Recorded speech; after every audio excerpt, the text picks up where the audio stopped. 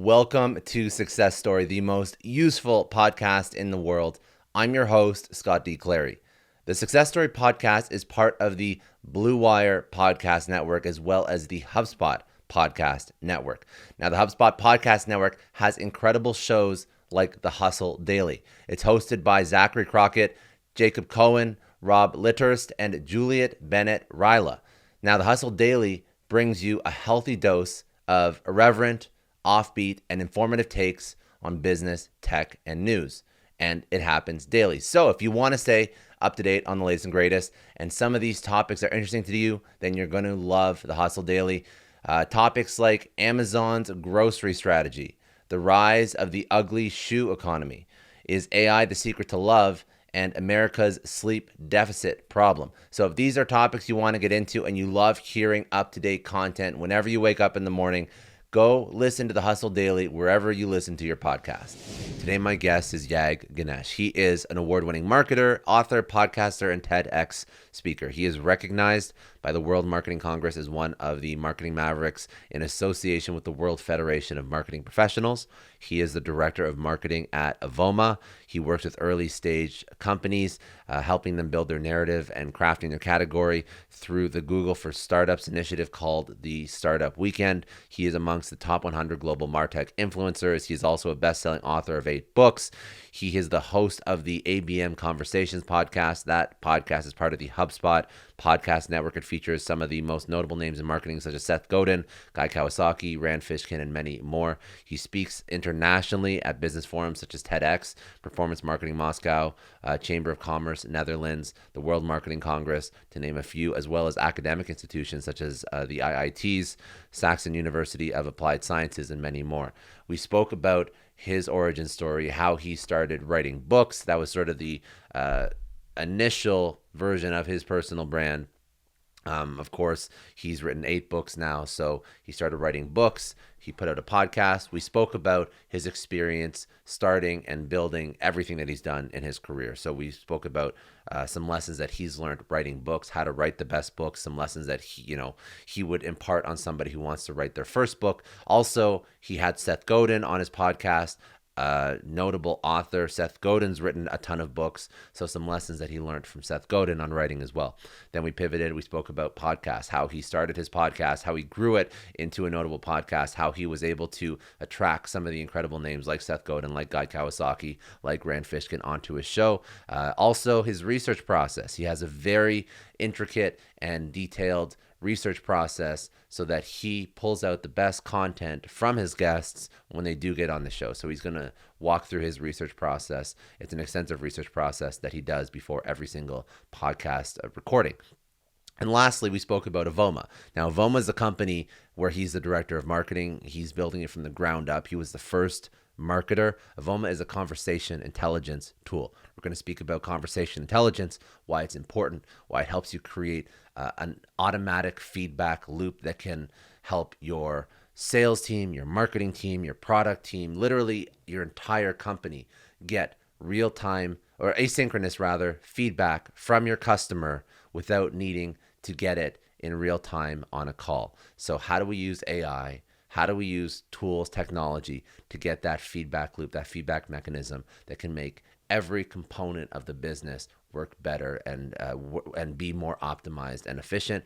We need that feedback tool. That's what Avoma does through conversation intelligence. And he's going to walk through why conversation intelligence is one of the future tools of marketing, why we have to be able to use it, but also how to differentiate yourself as you take a new product to market. Because when he took Avoma to market, when he was the first marketing hire, this is still blue ocean. This is not something that is the norm in every organization. So some strategies to make some noise and to secure your first customers when you are selling a blue ocean product. So we have some book writing lessons. We have some podcast lessons. We have some conversation intelligence and digital marketing lessons. So Yag went into everything. Let's go right into it. This is Yaagneshwaran Ganesh. He is director of marketing at Avoma. He is a speaker. He is a writer. He is a podcaster. He's done it all. Let's go.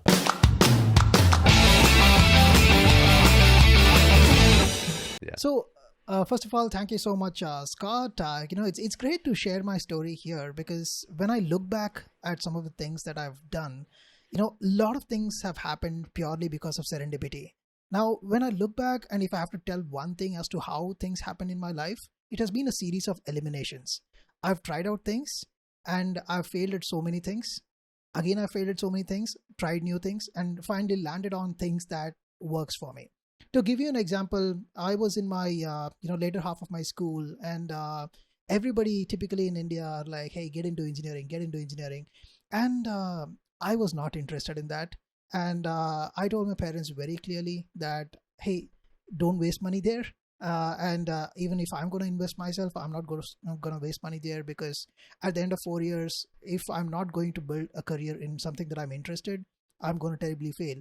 And I realized this during my school days, because I took up computer science, and I took up math, and it troubled me, literally troubled me. I realized that this is not where I want to be. And so I finally got into computer science. I did my bachelor's in computer science for 3 years, and at towards the end of my third year, I realized that I'm not going to build a career in coding, because if anything, I'm not able to think and write a program of my own. I might probably memorize a few things and do a few things, write it. But if I'm not understanding that, if that's not coming out, then that's not where my career needs to be. And then I figured out, what do I do? And funnily, though I consider myself an introvert, I like to get to know people. I like to talk to people, and I like to build relationships. And so I thought, hey, let me try my hands at management. Who knows? And took up some courses, and then gave my MAT, which is your equivalent of the entrance exam here for your MBA. And luck would have it, I had a very decent score and got into a good business school. And again, I did not have an idea what should I specialize in. And then at the end of my first year, I was an intern at at a insurance company, and I was walking through the remote parts of the country, like 15 kilometers a day, and in the scorching heat of that part of the country. And To do like to do like insurance, like you were meeting with clients, or why were you yeah, outside so much? You were doing right. adjusting or So what? yeah, so my job there was to appoint insurance agents who would sell Oh, insurance okay. for the company. So I Okay. had to go and identify the people in those regions who were very influential people. This was back in 2007, and influencer marketing was not a thing No, at so you that were just time. recruiting salespeople. You were Yeah, recruiting I was. salespeople, yeah. Yeah, yeah. For example, I'll Ah, tell you a that's story tough. of how I used to go and find people. In the remotest parts of the country, I used to find a small tea shop on the roadside, and I used to go get a cup of tea for myself, sit down, and quietly sip my tea and watch what people are talking. And from that, I could get some names as to who are the postmasters in that area, who are the school headmasters in that area. Because if I directly go and ask who is the headmaster, people give me a staring look, like, who is this guy? Why is this guy coming in and asking? He's an unknown person in this village. So I used to get the names, and while I was paying my bills at the store, I used to subtly ask the name of the person and said, "Hey, I have come here to visit this particular person. How do I get to his place?" And then people would tell me, and then I used to go meet and convince them, and finally they used to become advisors for that particular insurance company. So that was the process. Then going back to the college again, I realized that, hey, this is fun. I can get to know people, and maybe I should specialize in marketing. And things started, and I You first just got just my pivoted again. You just pivoted again. You're like, let me go into management, and then you go in, let me go into marketing, and you just like, I see what you're saying when you first started, like elimination. You try elimination. things. Exactly, Yeah. Okay. exactly. Okay. And then it started, and when I came in, and at the end of my MBA, I got a job in a logistics company in Dubai. And as again, my bad luck would have it, it was peak recession in 2008. Before even I could join the company, my job was called off, and I didn't know what to do, right? And then I started my own marketing agency. I thought, okay, I'm young, let me try whatever I can, So I started my agency, ran it for about 2 years, did all possible mistakes that one could. I did not know the difference between capex and opex, and I still had venture, partnerships, JVs with companies in Luxembourg, Belgium, and got screwed over by a lot of clients who didn't pay on time, who never paid, and all of that. And after 2 years, I thought, enough, let me get back to a full-time role. At that point, I was also about to get married, so I needed a stable pay. And that happened. I joined a company called SolarWinds based out of Texas. I was working remote. And back from the day I was like, remote work is not new to me. So I've been consistently into remote work from that time. And then I started writing books. One fine day I thought, hey, I used to read a lot of books, and my first book was actually a fiction book. It was a book called Taken Already, which was a romantic thriller. And from Really? there, exactly. But okay, so let me just clarify. So when you started writing books, like this is like when I look at Yag, like right now, you have like a strong personal brand. You have your own website. You've done all these things that seem like personal branding items.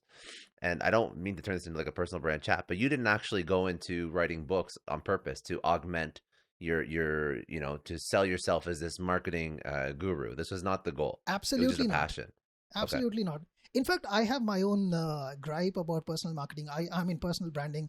A lot of Yeah. people, the things that they do in the name of personal branding is a bit annoying. It's not even, personal branding to say. So yeah, going back to the part, I did my, I wrote my first book, and to my surprise, there were about 800 to 900 people who actually paid and bought that book. And I was like, wow, this is amazing. And then in the meantime, I also wanted to start speaking in the public. So I went to my business school. I asked my professor that I would like to do a guest session, and they were gracious enough, and they said, hey, give it a try.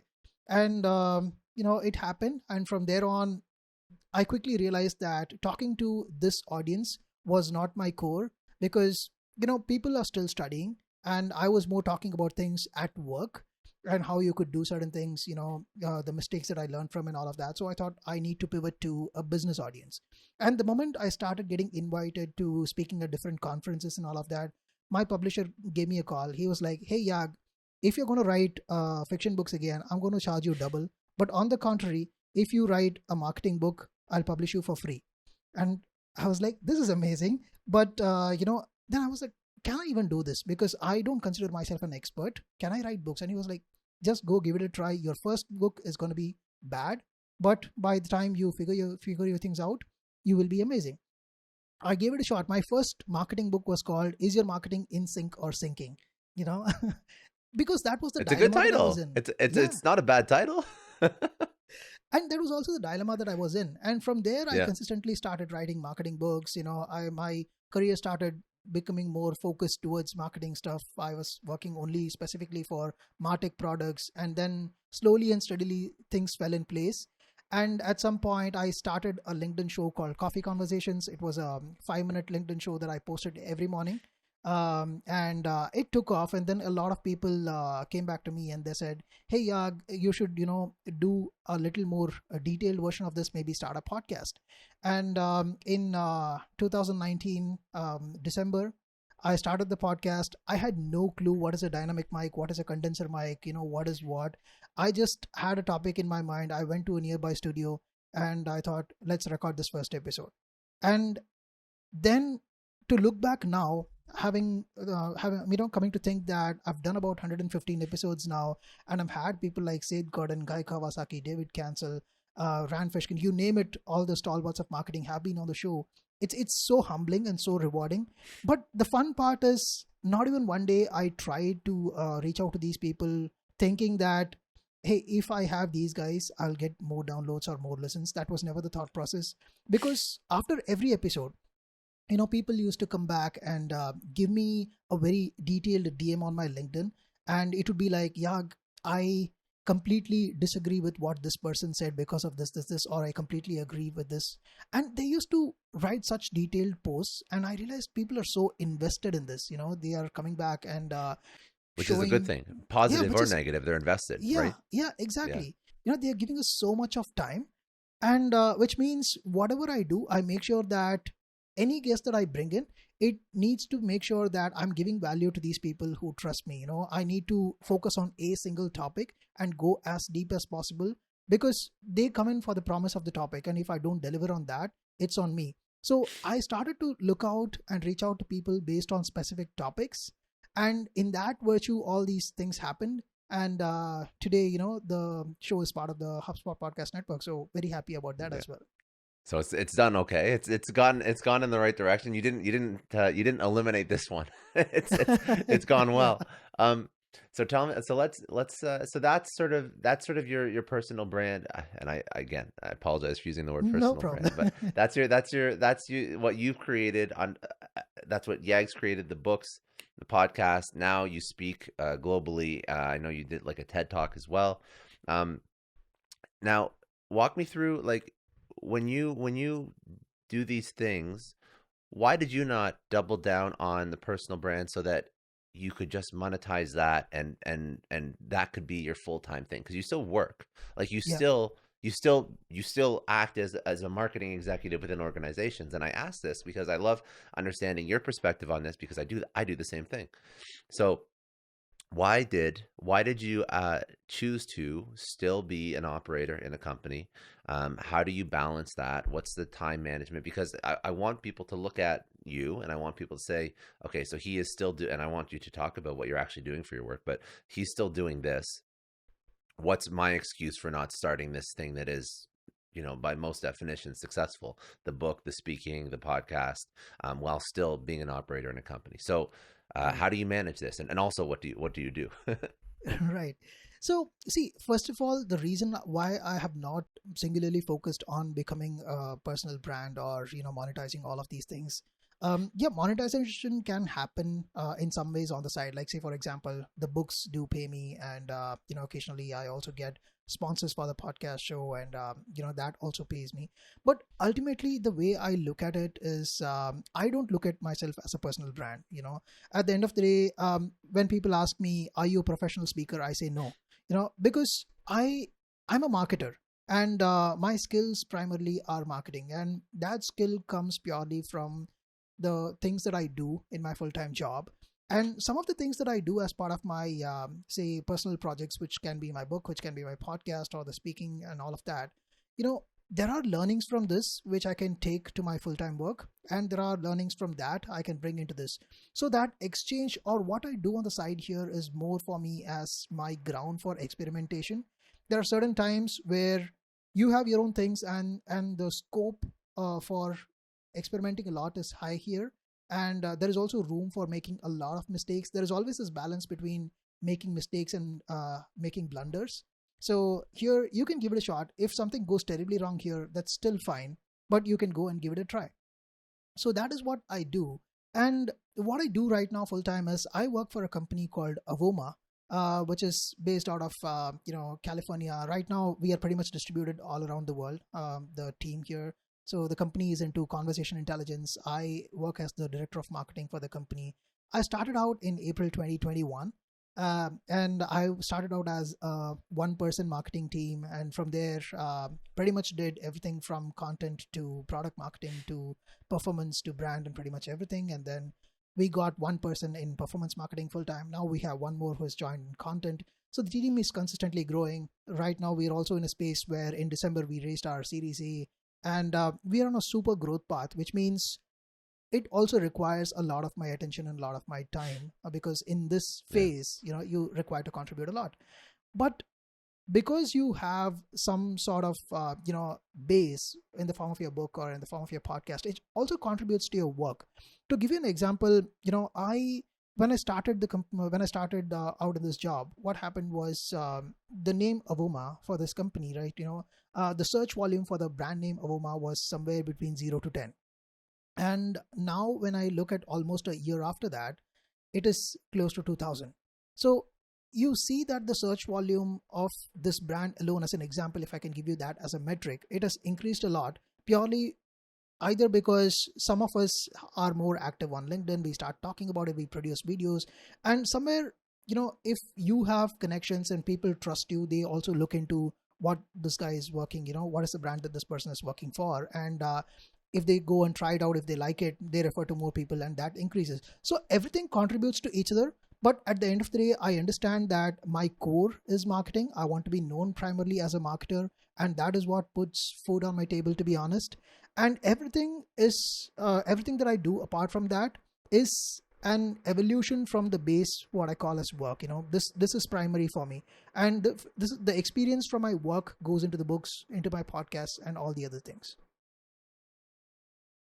All right, that makes sense. I want to pull a few things out of this because I think there's a few different directions we could take it. So there's like book writing lessons, there's podcast lessons, and then there's also like just conversational intelligence, which is like a very smart, tactical, forward-thinking marketing discussion. But first, I am curious about a few things. This is how I'm going to structure it. So I'm Yeah. going to do I'm going to do book lessons, featuring one of your podcast guests because I'm pretty sure you had an interesting conversation with him. Then we can go into like podcast lessons and why what I'm talking about is you wrote how many books total? 8. Uh, 8 books total, and then you spoke to Seth Godin, who's Yeah. like he's written an incredible amount of marketing books. So, um, first of all, what have you learned personally from writing books? And then what was the most important thing that you took from a conversation with Seth Godin that you're going to start using for maybe your framework or your process for writing? Right. So, first question, what did I learn from my writing books is that, most people think writing a book is a difficult thing. Actually, it is not. You can, and if you look at my style of working, I am not a very structural person. If you think about it, my first book I just randomly started writing. I did not even think that I'm going to publish it. Yes, there was a corner of me that told me that, hey, I want to publish this book, and that's why I kept writing on a daily basis. But I was still rambling on my laptop, and at some point I realized that, hey, there are about 150 pages now. Let me go back and read how it feels. And I shared the copy with my wife, and I said, hey, take a read and tell me what you feel. And she was like, yeah, you should go ahead and publish it. And so I went about it. And my biggest takeaway, I would say, is that after 8 books, now I would say it's important to think about what is that singular value that you want to communicate through your book. It could be a story, or it could be a framework, or it could be something that people can take away. And one thing that I've done with my books is I've kept most of my books very short, because, as I told you, even from my podcast and everything, a lot of things that I do also come from my frustration of experiencing those things, and I want to do the opposite of that. So, for example, when I read books, if I read 20 pages and if I feel that the next 200 pages is going to be saying the same thing with different examples, I'm not going to read any further. So, I wanted to make sure that I keep things crisp and I don't repeat too much.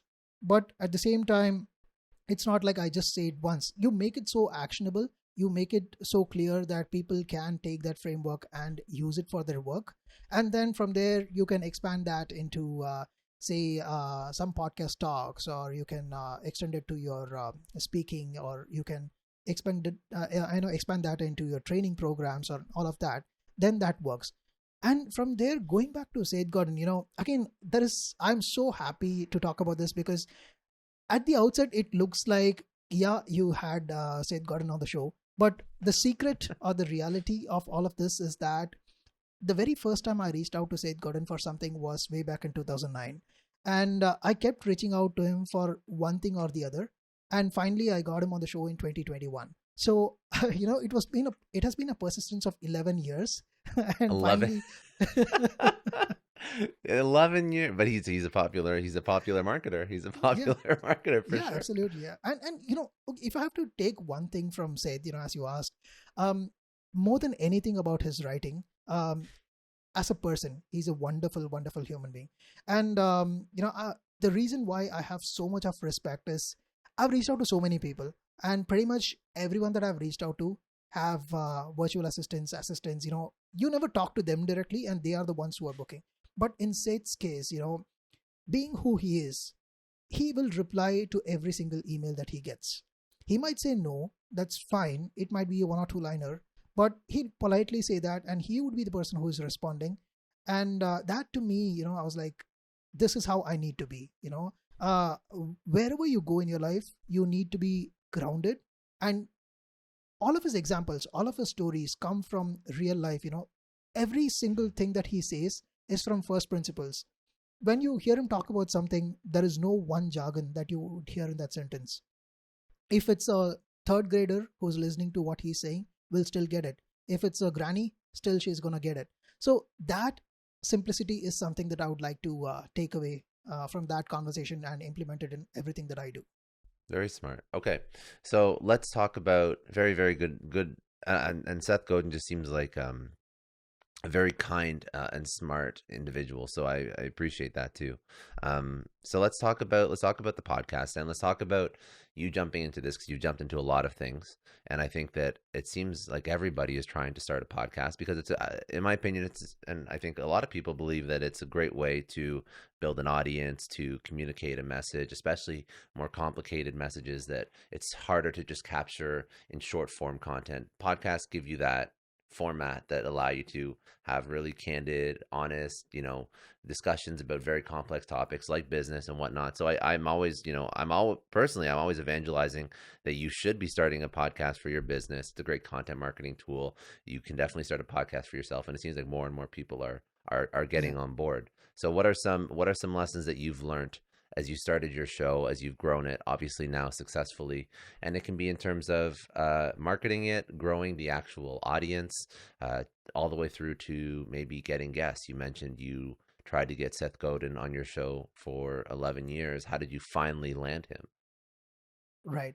So about the podcast, as I told you, the podcast started out of my frustration because, when I listen to a show, if I don't get value out of it, after, again, value is one word that is so commonly used and so commonly also misused. Everybody says deliver value, but nobody tells you what actually value Hmm. is, right? So to me, anybody listening to a show, what I mean by value here is that somebody gives you 45 minutes to 1 hour of their time, and if you don't deliver something that is useful to them, that is like, say, in my audience, I very clearly see that these are SaaS marketers and salespeople with at least 7+ years of experience from around the world, and more than 50% of my listeners actually come from the US. And if that's the case, I need to make sure that when I'm talking about a particular topic, I need to speak in that flavor. I Correct. cannot talk about what is content marketing, for example, but instead I can talk about, hey, if you're doing content marketing, distribution is one of the biggest problems that a lot of people don't get. So how do you do distribution? Now, there are always going to be some topics where you might have some expertise that you can talk about, and then there are going to be other topics where you're not the expert in, but you can go and reach out to the best person who can speak about that particular topic. In this case of content distribution, I reached out to Ross Simons and I was like, Ross, I think you're the best person to talk about this. Can you come on the show? And he was gracious enough to say yes.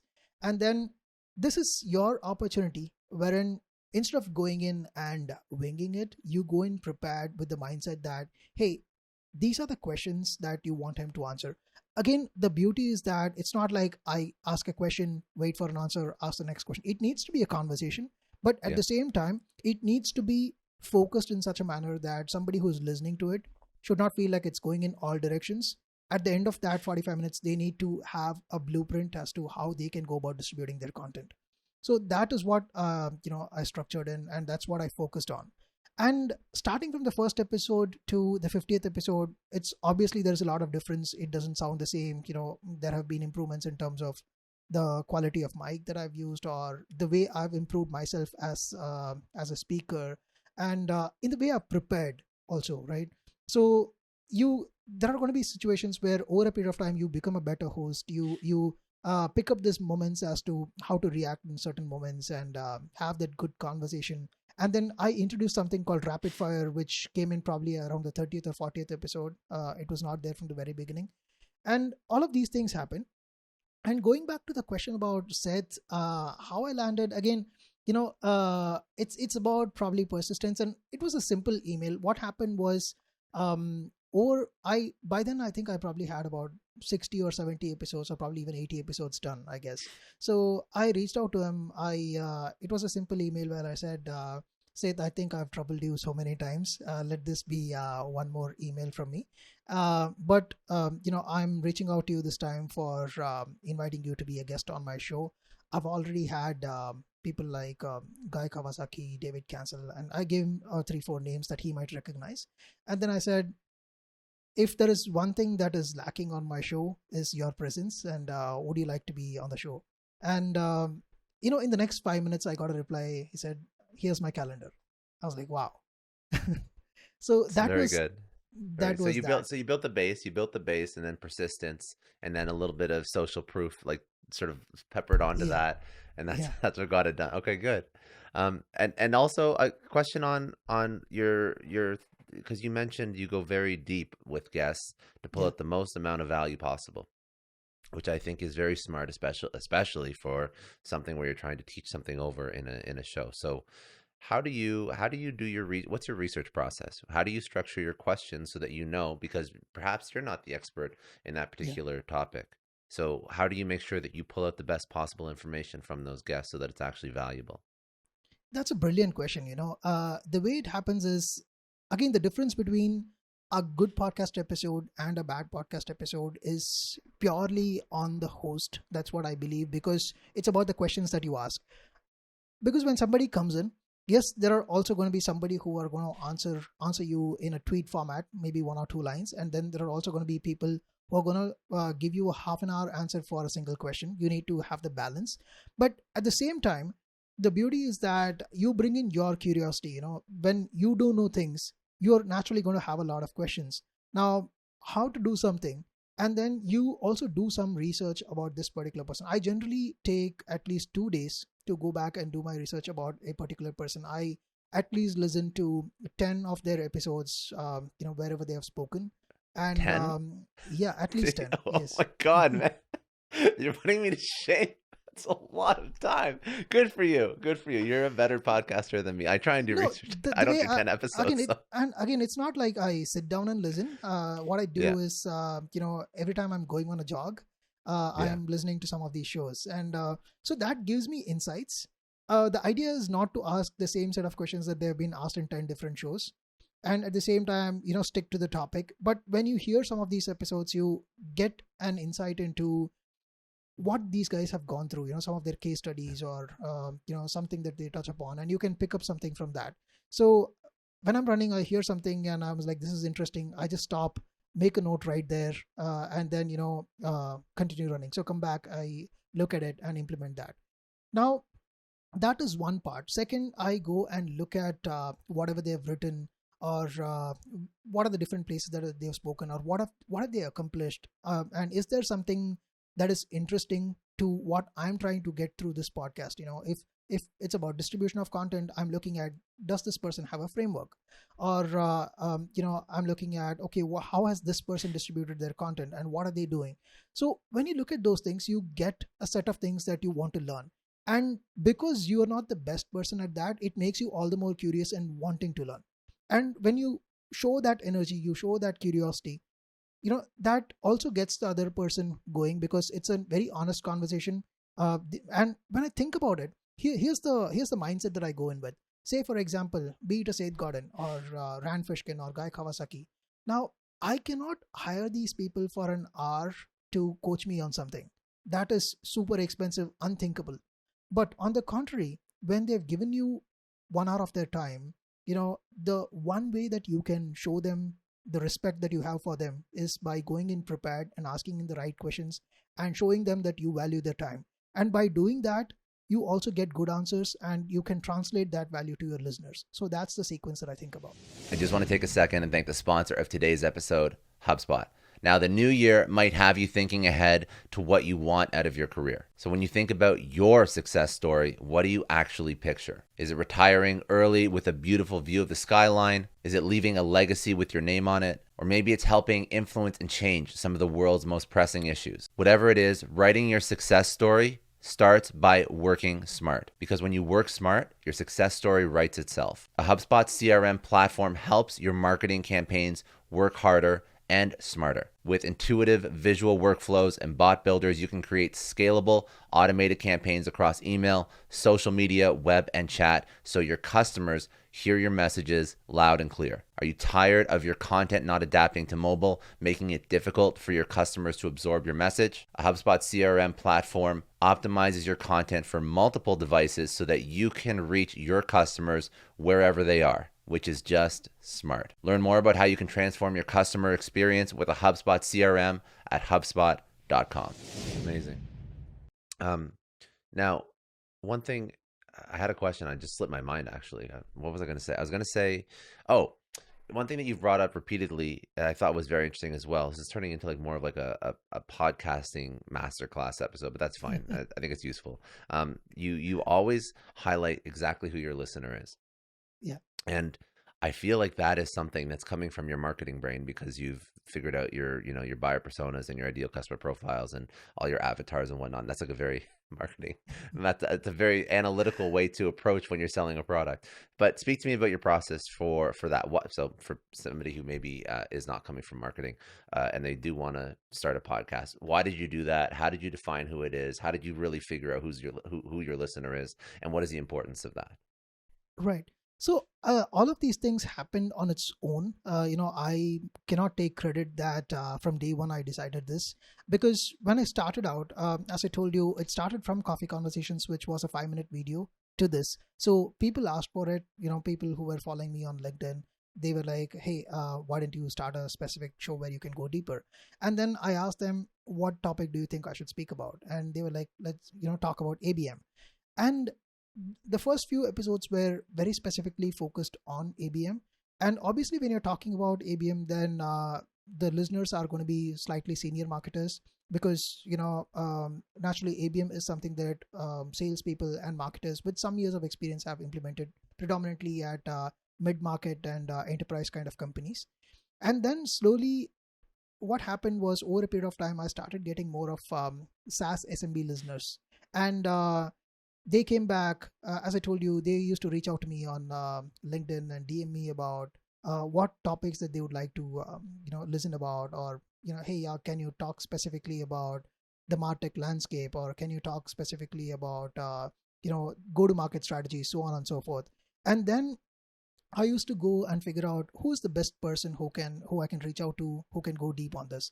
Like, say, when I went to David Cancel, it was about how to build a product company from scratch in a way where, because one thing that Drift did beautifully was that Intercom was already into existence for quite some time. They were already a unicorn by the time Drift came in, but still, they took a different path and built a category for themselves.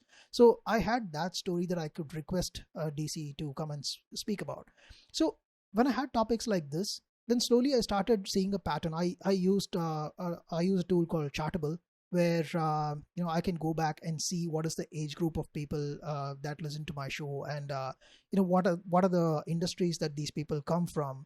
And once I look at this data and also start marrying with the people that spread my show on LinkedIn to their particular groups and communities, slowly I started figuring out that, hey, let me not worry about whether I'm getting 1,000 downloads, 10,000 downloads and whatnot, because that is not what I optimized for. I was looking at, hey, the 10 or 20 people who are taking my show to their community, do I give them the kind of episodes that they would be happy to wear on their sleeves and take it to other people? Mm-hmm. Sometimes, as an experiment, I tried something. About 6 months back, I created a t-shirt called Rapid Fire, which was part of my show, as you were there the last time. Yes. And it said Rapid Fire section, and it said welcome to Rapid Fire section or something like that. And in the corner there was one ABM Conversations podcast, and I put it out on LinkedIn saying that I'm trying out a merchandise, and I was surprised that actually 15 or 20 people actually bought it. And really, then well, that shows a good community, right? Yeah. And the next day I was surprised that these people posted these on LinkedIn. Like, people were posting these pictures doing like this, and I was like, wow, this is amazing. And slowly and steadily I realized that, yeah, there are people who are very serious about it, and I don't mind the numbers. I never even one day optimized for the number of downloads, and even today I don't optimize for the numbers. If it happens, it happens. But at the end of the day, I want people to stick to the show because they like the content, and it can go from there. So yeah, if you ask me how did I grow, that is one area that I still struggle. Yeah, I am probably still figuring out ways to grow it. Yes, we do have about 30,000 or 35,000 downloads per month right now, but it has been, it is kind of reaching some sort of stagnancy, if I could say.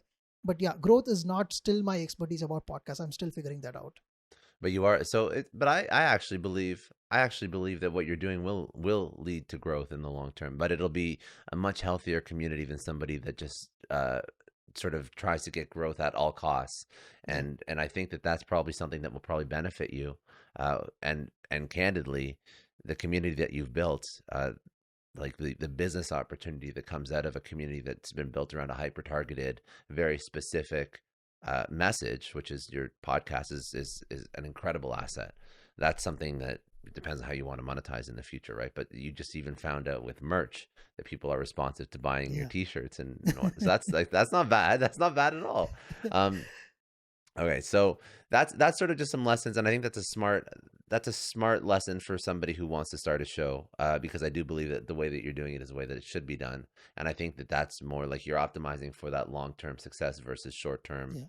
gain where you're just all over the. And I actually, candidly, I wasn't as smart about starting my show as you, and that's something that I don't regret because everything is a learning experience, but I do Yeah. wish at some points I had hyper targeted or sort of had found my focus earlier on. Um, so. I I, love the I, phrase that you said about the yeah. long term thing, right? So I'm a big fan of Naval Ravikant, and he often talks Yeah, about play long term games with long term people. So that is something that is drilled into my head. I try to do that every single time. he's a smart man. He's a very smart man. So that's a good thing. I think that's a very good quote. It's a very good life lesson. Um, so let's talk about what you're working in and on now, because I also think that's very interesting, and it is my audience is also a very business focused audience. So you've marketed across you've participated in and executed in various types of marketing, but right now you're in conversational intelligence, Conversational correct? intelligence. Yeah. So explain what that is. Where does this fit in a digital marketer's playbook? What is it used for? What is it not used for? I'd love to, because I don't think I've had anybody on the show that works in conversational intelligence. So this is Right. another good topic. Okay, so let's go Yeah, into it. absolutely, absolutely. So conversation intelligence as such, it's a domain that has grown over the last 5 years or so. And you might have heard of players like Gong and Chorus and all these people Yeah, into the space. So here's the beauty of this space. There are multiple ways to look at it. So if you look at a company like Gong and Chorus, what they do or what they look at is they look at conversation intelligence from the perspective of sales. So it's predominantly helping salespeople, and it's useful for, say, coaching their sales reps, or like, say, a typical VP of sales would listen to the calls of a rep, and they would probably help them improve in certain areas, or they can also listen to the calls of other peer reps and learn how they are handling the objections and how they could do better and all of that. Now, the way we at Avoma look at it is, we look at this from a horizontal perspective. We think that conversation intelligence per se is the art of actually, you can look at it from a horizontal manner and identify that pretty much any function within an organization could see value from that. So let me give you a few examples. Let's say I, as a marketer, like I listen to a podcast, if I'm listening to the conversation between my AE and a prospect, or say between a customer and my customer success or support executive. And from that conversation, I can understand the kind of questions that these people are asking. And then the content that I create can come from truly understanding what my customer wants and what they are looking for, rather than deriving my topics out of thin air, or just because a particular keyword has a lot of search volume. This actually makes more sense. Or let's say, for example, I look into a dashboard and I realize that, hey, these are the two competitors that my customers compare me the most with. So when I start preparing my battle card, I can start with those two, instead of saying that, hey, I compete with the best in the industry and these are my competitors. No, you really hear who your customers are comparing with, and that is where it actually comes from. Similarly, for, say, a product manager, the way they can use this is they can look at these some of these conversations and dashboards and realize that, hey, these are the 5 features that the customers have been consistently asking for. So let me prioritize those things on my roadmap. you know And similarly, there is the other aspect, the other use case where I can do is let's say I'm talking to you right now, and let's say if this is a sales call, and I want to say that, hey, Scott compared me with these three companies, and then these are the four pain points that he's trying to solve for, and then these are say the things that he liked about my product. Now, if I start taking notes while talking to you, there are going to be those awkward pauses, and I'm not probably 100% actively listening to you, and there are those breaks. Instead, if a conversation intelligence tool can automate this process completely, right? So if it's going to take notes on my behalf and also going to the CRM and updating it, which the salespeople hate to do, True. if that happens, Yeah. that's magic. And so when I first reached out to my CEO, this was not one of those jobs where I was reached out to or I applied to. There was no real opening for marketing director at Avoma when I reached out. I first tried out the product. I loved it. And I've been observing this company from the outside for almost a year. Because, when you look at my entire career, you can divide it into two parts. Companies where I went in, I was given a product and I was asked to market that, versus this phase where I reached out to somebody because I was truly passionate about this product and the problem that this company is solving for, which is very different from others in the industry, has a unique approach, unique POV. And I have this thing in my head that when you have a unique point of view, you name it, frame it, and claim it. Once you start doing that, you're like, okay, this is the person I need to talk to. And I went in and I said, Aditya, I like this product, and I see that you don't have a marketer on your team. I would like to wear this on my sleeves and do it every day, because this is something that I truly, truly believe is a serious problem to solve for. And then, but I asked him, can you give me a demo of the product? And he took me through a demo and I was sold. I was like, wow, this is where I need to be. This was probably like, Steve Jobs telling the CEO of Coke that, do you want to sell sugar water for the rest of your life? It was that kind of a moment. And I wanted to be there. And from there on, because when you look at it, when you're purely passionate about that particular product or the problem that you're solving for, you sleep, drink, breathe, think about it all the time. And that is what is happening. Yeah. And then I realized that we are not trying to be somebody else. We have a unique voice. We are doing this, and this is how we are solving for it. And over a period of time, I got excited about it.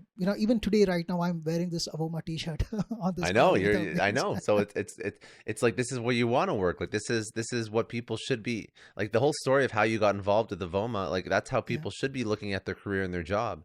Like, I love Yeah. that. Like, you track this company's progress, and you're like, I'm working for you. I'm gonna figure out how to blow this up and make sure that everybody knows about Avoma. And at the same time, I was very candid when I spoke to him. I said that, Yeah. hey, Aditya, there are certain areas which is not my core skill set. If you're expecting that, I'm not your guy. But these are the things that I bring to the table. But I'm willing to also expand to other areas. And because I'm a typical startup guy at heart, I'm willing to learn these things. But all that said, let me know what you think. Because, when you look at a startup, there is one fundamental thing. Many a time what happens is, because I've been a founder myself, I realize this. There are certain people who can sound smart on an interview, but that does not translate into work, right? So I was very clear from day one, saying that this is who I am and this is who I'm not. Let's Yeah. put things on the table very clearly and not set the wrong expectations. But then, because I have been from a startup background, I also know that I cannot say things that I'll work only on these things and I won't work on these things. A startup is a place where you pretty much play every kind of a role. Sometimes I'm probably demoing my product to somebody else. Sometimes I'm, running my own ads. Sometimes I'm creating content, or sometimes I'm speaking at a podcast and whatnot. And all of these things fall into place because at the end of the day, what the vision is. And the vision that we spoke about at the organization. So Aditya was like, here's one fundamental thing, what we are trying to do is, today we might be building this product, tomorrow it might be something else. But what we are trying to do is, we are trying to, go ahead and automate all the mundane, low value tasks that people are not paid for, and augment with them on the high value tasks. Now, when you have that kind of a vision, you clearly know where you're going.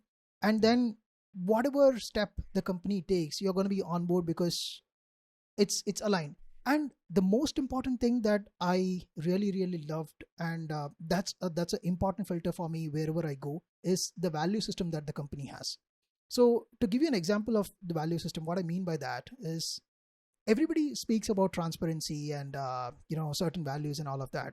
But to give you an example, to have a pricing clearly mentioned on your website is one sign of transparency. Another sign of transparency is that there are people who believe that, hey, it's part of my research to go and mystery shop on my competitor and sign up for their product and see how that works. Fair enough, nothing wrong. But as a principle here, the way we think at Avoma is that is something that we will never do. Yes, if a customer comes in and says that, hey, I used XYZ product and these are the things that we didn't like and we are going with your product. Yes, that information coming inside as a feedback is welcome, but we going in and testing somebody's product with a fake email is a no-no for us. So values like these are something that really interested me, and I'm like, this is the place I need to be. Very smart. And just to I want to make this hyper clear for people that are listening who have never used like a conversational intelligence tool. So like at its core, what you're doing is it's sitting on a Zoom meeting, for example, and it just transcribes absolutely everything, and then you're taking insights out of that. But like for Avoma in particular, that's going a step further than just Gong, which is like the sales conversation. It's any conversation, and it's segmenting based on the team. Yeah, I'll describe it this way. I would say that every meeting, for example, has 3 parts to its entire life cycle. Set of things that you do before the meeting, during the meeting, and after the meeting. So what we do before the meeting is set of things like, say, for example, you have a set of templates to prepare what you're going to discuss in a particular call. So when I say templates, it's not a verbatim script as to what I'm going to discuss. But say if it's a sales call, I'm going to have a set of things like, hey, I need to touch upon their pain points. I need to understand the problems that they're trying to solve for, and then their company background a little bit, and what stage are they in terms of buying. Like say 4 or 5 things that you want to touch on that particular call. And then the advantage that you have is you don't need to prepare every single time. Once you have an agenda, like say if it's going to be a job interview, I need to touch upon these factors. If it's this meeting, I need to touch upon these factors, and automatically those templates get applied to the call or meeting based on the invite that you send. If I'm going to send out a podcast interview, then that's going to be a different template vis-a-vis I sending out an invite for you to do a discovery call with me, right? So that's one. And then there is the second part of automation that happens before the call is me sending you an automated announcement that this call will be recorded. That's to comply with your GDPR, CCPA, and all the compliances, the recording laws around the world. And finally, there is also a reminder that goes 1 hour before the call, which helps you avoid any no-shows that happens in the last minute. So yeah, you cannot completely avoid it, but you can minimize that. Then during the meeting, there is this part where the entire video call is recorded. Then the transcription also happens. In addition to transcription, there is this 1-pager summary notes that the AI automatically takes and updates to your CRM.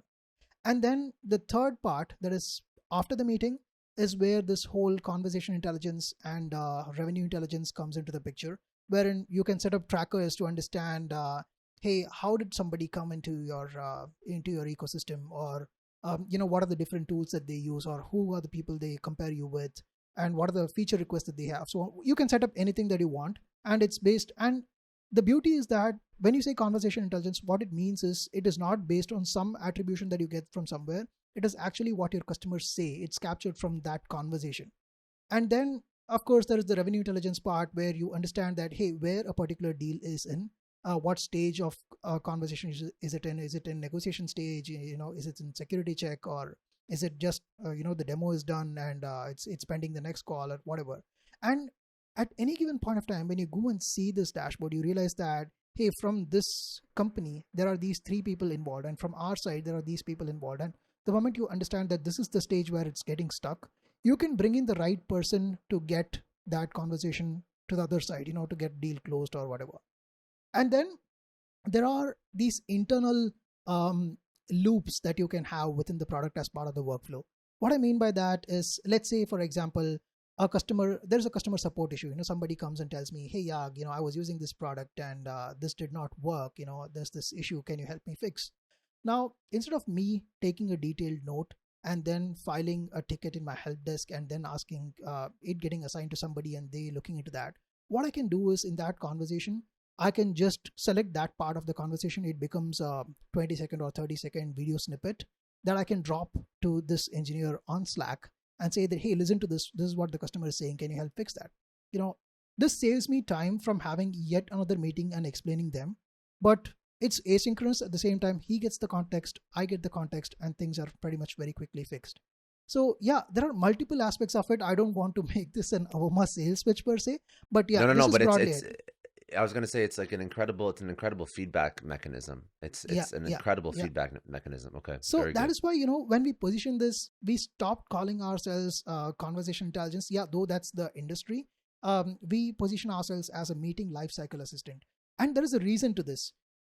When you have a product that is listening to your call, and sometimes, you can feel that, hey, this is some sort of a big brother kind of an effect that somebody is monitoring me all the time. But instead of thinking that, when you say it's a lifecycle assistant, it's there as your assistant, it's taking notes for you, it's updating things for you, it is helping you in your task. That is a whole different point of view that you're giving than saying that, hey, I'm monitoring your conversation and giving intelligence. Very smart. And how do you, and when you are creating a tool like this, like I know that there are obviously competitors in the market, and you even named one previously that are building out competitive solutions.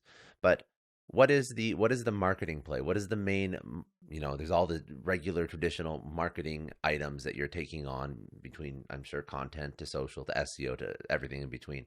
But when you build out something that could be relatively new for say an older executive in a large organization that's never used anything like this before, how do you market it? Is this still a blue ocean problem that you're solving for? Is this an educational item? Is this something where you're drawing parallels to existing feedback programs and showing sort of like efficacy and optimization of those programs? What's, as marketing director, what's the strategy for taking an early stage SaaS product to market?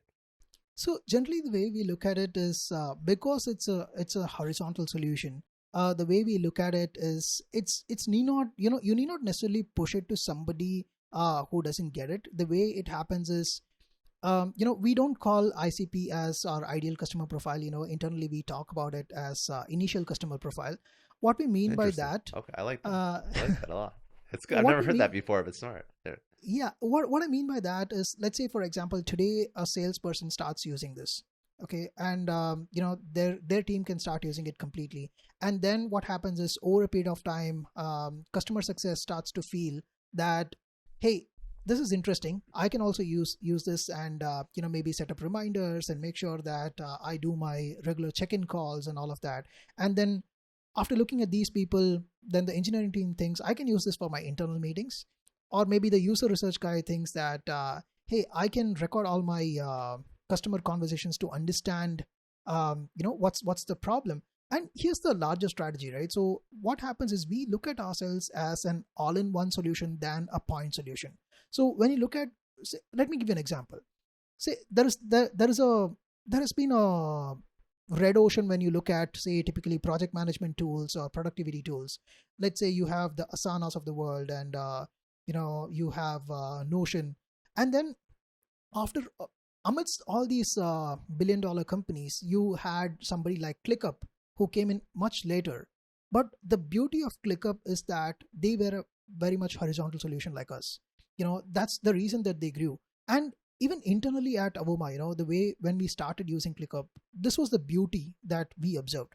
Let's say initially the engineering team was using Jira, for all their status meetings and whatever they are recording.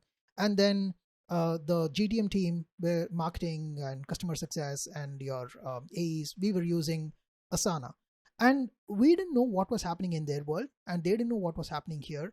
And then there was no clear collaboration except for those, bi-weekly sprint meetings or feedback meetings where we have as the entire team, where we talk about, hey, what have we accomplished during the week or during that sprint. And then once we got rid of these two tools and brought in ClickUp, we realized that the entire organization can be on one single tool. Yes, it's not going to be the best of breed where you're not going to get all the things that all the bells and whistles that you used to get. But the advantage of using something like this is that the maintenance is easy. You're going to get visibility over the entire organization. And also, fact of the matter is, any tool that you buy, as such, people are always going to be using about only 30% of it, or probably 30 to 40%. So the bells and whistles anyway don't matter. It doesn't mean that you don't develop those features. Yes, every tool develops over a period of time. So that's the logic that we took in. We thought that, hey, yes, there are some note-taking tools in the market where people take notes using that, but again, they have to update it into a CRM, or they have to export it, have it in their system, and then upload into the CRM.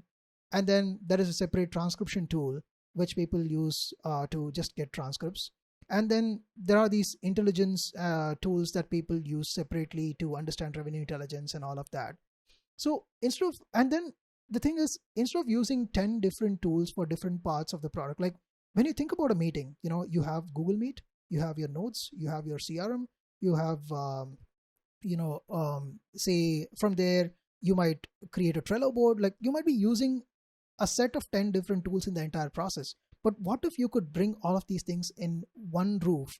And the change that we were trying to make through that is, ensure that there is no context loss between, moving things from one system to the other, making sure that no information is lost in thin air. And once we got rid of all of these things, we realized that, hey, there is power to collaboration right here by bringing it in one tool. So that became our marketing message. We said all in one place, not all over the place. So that's the impact that we started to make. So it started with one profile and then expanded to the entire company. And it also directly contributed to our GTM to say that you can land in one place and start expanding to this. And a beautiful way to explain this, even from a product perspective, think of this as a triangle, wherein you have the bottom layer, which is the engineering layer, which is broad and adaptable to multiple requests that you will get and the way you need to expand. And from there, the second most layer on top is your product layer, which is focused on delivering and solving for a particular problem. And then the topmost layer, which is the sharpest layer, is your go-to-market, which is going to be super focused at some point. But because you have breadth at the bottom, you have the ability to expand and scale your product in the future, and your product marketing and your entire GTM can adapt towards that. Amazing. That was okay. So that was a great way to sort of close up on marketing in general, and using Avoma as a perfect example of how to properly take a product like that to market. So I appreciate that. I always like to do a couple of rapid fire at the end as well for me. Sure. So I didn't mean to copy your format, but I also like doing the rapid fire stuff. Before I pivot though, any final thoughts on the future of marketing, on what you're seeing with what you've done with Avoma, and where you think marketing is going to be going? Just some sort of last thoughts, last lessons for people that are listening, but then also where do people connect with you? So all the social links, the websites, all of that. Right. So honestly, I will not predict what's going to happen with marketing because, see, nobody predicted COVID. We don't know what's going to happen. That's Right? That's true too. That's Yeah. very true And too. the honesty is like, when you look at pretty much any prediction charts, right? So either people are talking about their wish list, or something that they reflect upon as to what has happened in the past and extrapolate things from that. The best thing that we can do as a marketer is stay as open as possible and stay as nimble as possible to adapt whatever is coming. And if I have to pass on one key message as a marketer, is to say that never plan for more than a month. Yeah, it's ideal to say that plan for a quarter, plan for this, plan for that. Yes, you can have the broader plan. It needs to be a little adjustable, but at any given point of time, you can only plan until what you can see, and then you need to adapt when something is happening around you. Just see how you can make the most out of that. And where people can connect, the easiest place to find me is LinkedIn. So just type YAAG, Yag, and you don't even have to type my full name. You will be able to find me. And my full name, Yaagneshwaran.com. That's my website. And the ABM Conversations podcast is my podcast show. And you can also check out Avoma. It's avoma.com. And if you are a little bit curious about what Avoma means, it's an acronym for a very organized meeting assistant. Oh, smart. Very smart. I didn't know that. That's very smart. That's good. That's good. Okay, perfect. All right, let's do a couple rapid fire. And then we can close it out. So a couple questions I'd like to go through. Biggest challenge that you've had in your personal or professional life. How did you overcome it? And what did you learn from it? Right. So the biggest challenge yeah, that was probably, I think, a couple of times it happened in my life. I was chucked out of the company that I was working for a couple of times in my life.